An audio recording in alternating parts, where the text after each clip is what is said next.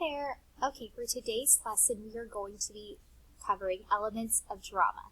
Last week we went over a couple of them, and this week we are going to be going over the same ones, and I'm going to be adding a couple more characteristics that you should know for elements of drama. Okay, so I'm going to move myself out of the way. What are the parts of a drama? So here are the ones that we're going to be covering this week. Drama. So we're actually going to talk about what is a drama. We're going to go over characters, narrator, setting/scenery, dialogue, director, and script.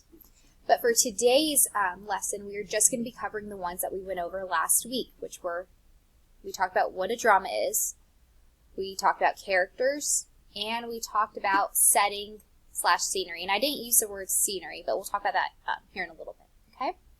So let's get started.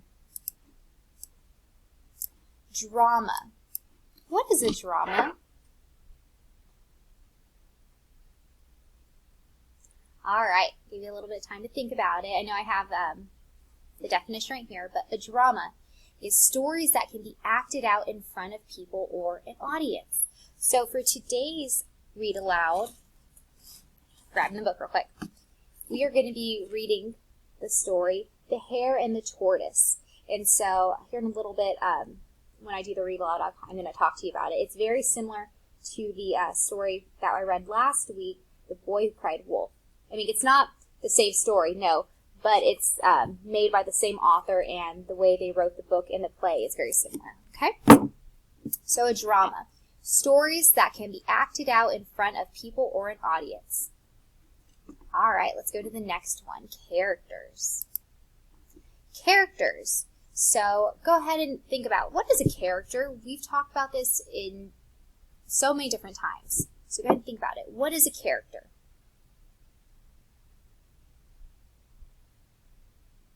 All right, once you have your answer in your head, give a thumbs up, whether you're at home or at school. Characters. Characters are who is in the play or who is in the story. But for this week, we're talking about plays, okay? So who is in the play? And last week I also said cast. Go ahead and think about, what is a cast? It has to do with characters.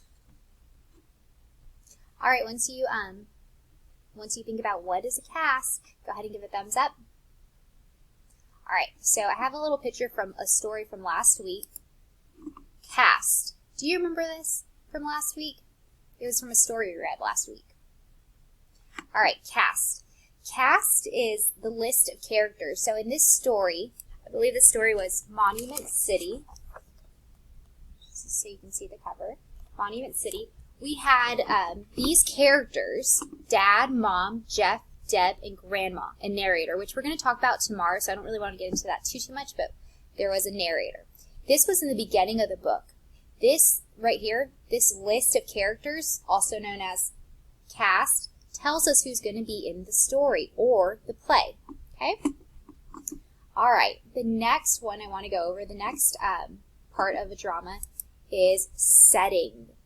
Okay, so this is new. I have scenery right here. Okay, the reason why I have that is because in a play, you're familiar with the word setting. That's where the story is taking place. But in plays and dramas, they like to use the word scenery, okay? So setting/scenery, same thing when it comes to a play, is where the story takes place, okay? All right, so those were just a couple of things, a couple of parts of a drama that I wanted to review with you from last week. All right, tomorrow we'll get into a couple of different parts of a drama that are going to be new for you. All right.